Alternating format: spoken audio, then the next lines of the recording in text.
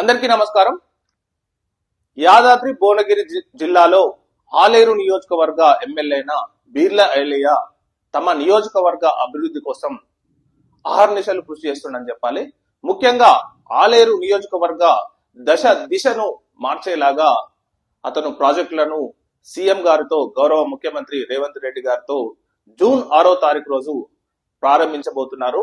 అందులో ముఖ్యంగా Gandhamalla reservoir project అనేది ఆలేరు నియోజకవర్గ ప్రజలందరికీ సాగునీరు మరియు తాగునీరు అందించే ఈ ప్రాజెక్టు గత కొన్ని సంవత్సరాలుగా పెండింగ్ పడుతూ ఉంది.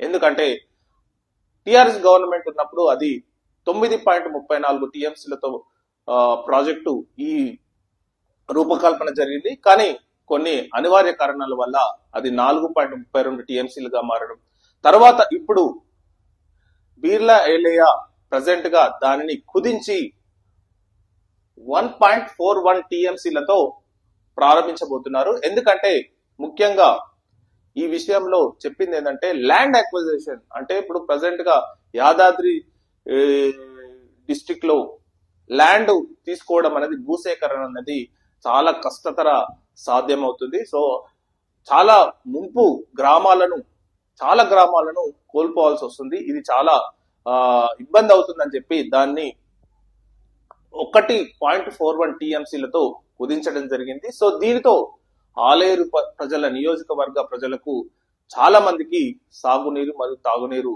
అందుతుందనడానికి ఎలాంటి సందేహం లేదు. సో ఈ ప్రాజెక్టును, గంధమల్ల రిజర్వాయర్ ప్రాజెక్టును ముఖ్యంగా జూన్ 6వ తారీఖు రోజు గౌరవ ముఖ్యమంత్రి రేవంత్ రెడ్డితో ప్రారంభించడం జరుగుతుంది. సో దీనిపై ఇంకా ఈ ప్రాజెక్ట్సే గాక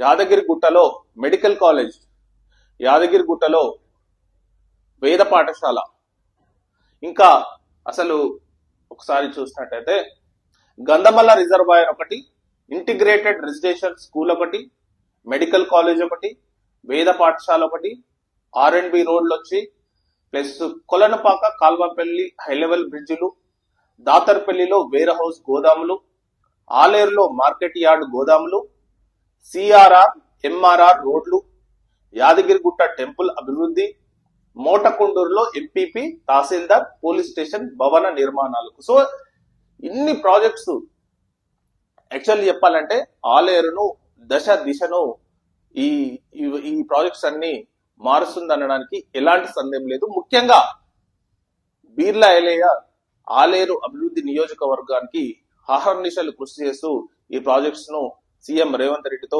ఒప్పించడం జరిగింది. సో ముఖ్యంగా ఈ విషయంపై ఆలేరు ఎమ్మెల్యే బీర్ల ఐలయ్యకు